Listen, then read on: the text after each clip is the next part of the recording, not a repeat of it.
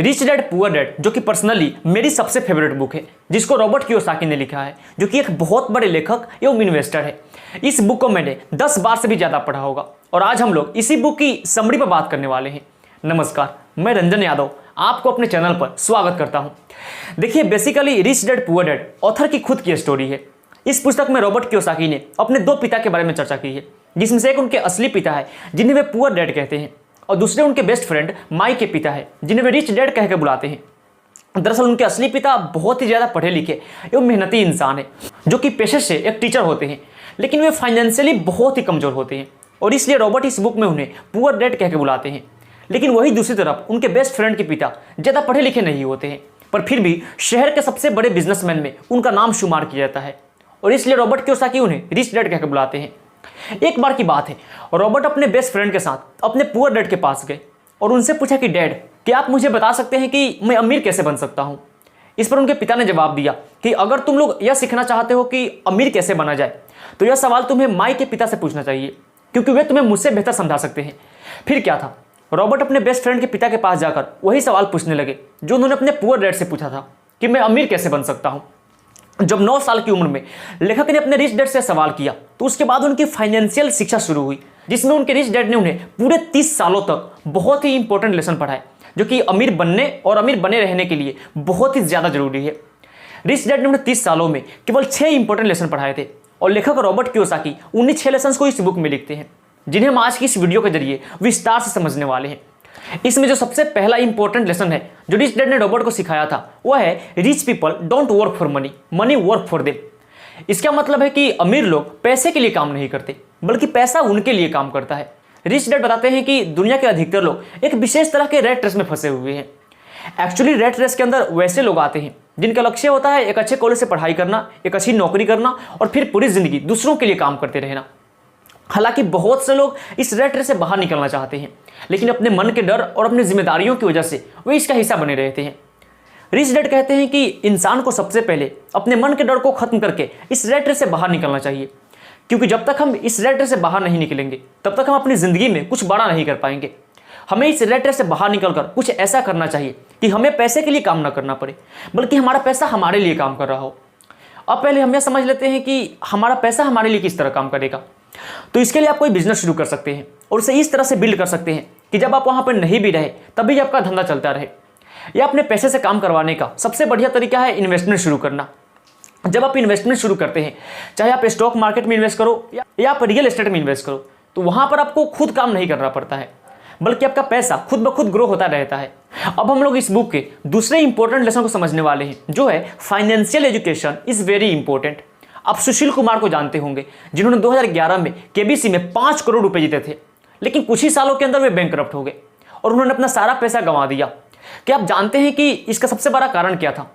इसका सबसे बड़ा रीजन यह था कि उनमें फाइनेंशियल एजुकेशन की कमी थी।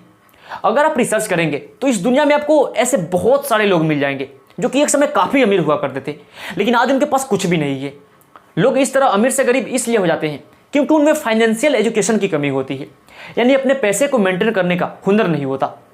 देखिए, असल बात यह नहीं है कि आप कितना पैसा कमा पाते हैं, बल्कि यह है कि आप कितना पैसा रख पाते हैं।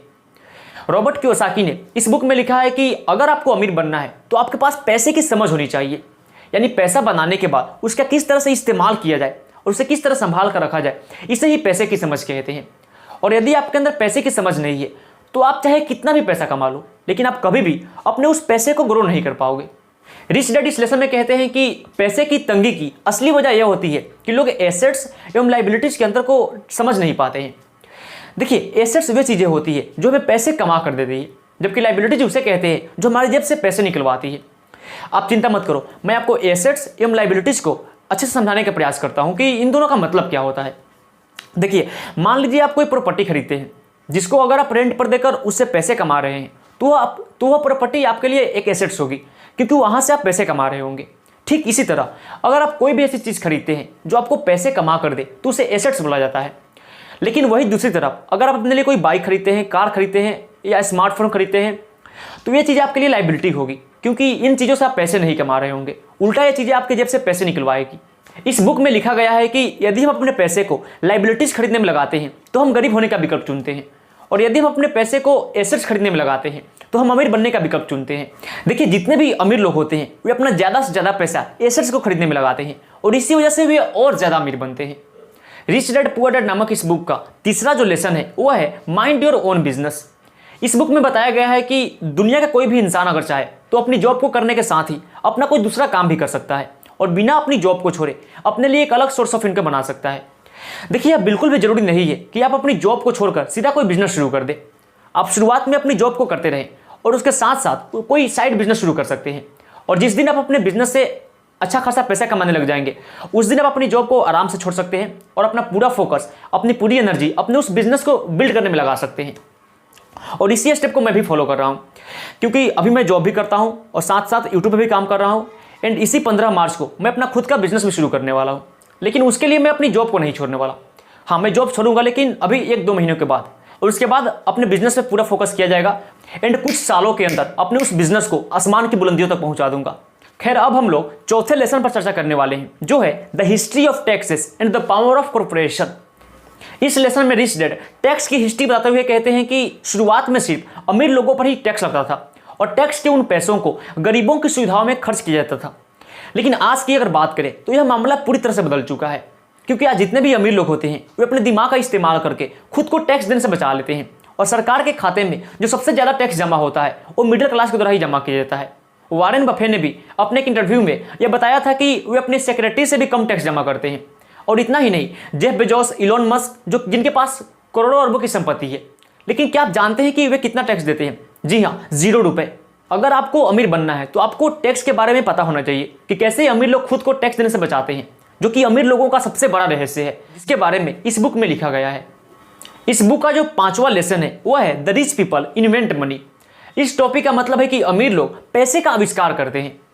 आप जितने भी अमीर लोगों को जानते हैं, चाहे वो इलोन मस्क हो, बिल गेट्स हो, मार्क जुकरबर्ग हो या फिर जेफ बेजोस हो, ये लोग कभी भी पैसों के पीछे नहीं भागते, क्योंकि ये पैसों का आविष्कार करना जानते हैं। पैसों का आविष्कार करने से मतलब है कि ये लोग दुनिया के अंदर एक ऐसा बिजनेस आइडिया लेकर आए जिसके बारे में इनसे पहले किसी ने सोचा तक नहीं था, और अपने उसी आइडिया के दम पे इन लोगों ने पैसे को इन्वेंट किया है। अमीर बनने का यह सबसे बेहतरीन तरीका है कि आप लोगों के किसी समस्या को सॉल्व करके एक ऐसा प्रोडक्ट बनाए जिसकी जरूरत लोगों को है। आज दुनिया में जितनी भी बड़ी बड़ी कंपनियां हैं वे सबके सब इसी स्टेप को फॉलो करके अपना बिजनेस बिल्ड करते हैं। यानी वे पहले देखते हैं कि लोगों की किस समस्या को सॉल्व करके वे प्रोडक्ट बना सकते हैं और उसे मार्केट में बेच सकते हैं। अब हम लोग इस बुक के छठे एवं अंतिम लेसन को समझने वाले हैं, जो है work to learn, don't work for money. असल में इस लास्ट लेसन के जरिए लेखक हमें यह समझाना चाहते हैं कि अमीर लोग कभी भी नई चीज़ों को सीखना बंद नहीं करते हैं, वे हमेशा कुछ न कुछ पढ़ते और सीखते रहते हैं। इस लेसन में रॉबर्ट कियोसाकी यह बताते हैं कि उनके जो पुअर डैड थे उन्हें हमेशा अपनी नौकरी की चिंता रहती थी, लेकिन उनके जो रिच डैड थे वे हमेशा सीखने पर ज़्यादा फोकस करते थे, क्योंकि उनका मानना था कि अमीर बनने के लिए हमें बहुत सारी चीज़ों को सीखना पड़ता है। इसलिए आप भी हमेशा नई नई चीज़ें सीखते रहे, नए नए स्किल्स को अपने अंदर डेवलप करते रहे, तभी आप सफल और अमीर बन पाएंगे। मैंने अपनी तरफ से पूरी कोशिश की है कि इस बुक की समरी को आपको अच्छे से समझा पाऊँ। अगर आप और डिटेल में जानना और सीखना चाहते हैं तो आप इस बुक को पढ़ सकते हैं। इस वीडियो को देखने के लिए आपका बहुत बहुत धन्यवाद। मैं ईश्वर से प्रार्थना करता हूँ कि आप और आपका पूरा परिवार हमेशा खुश रहे।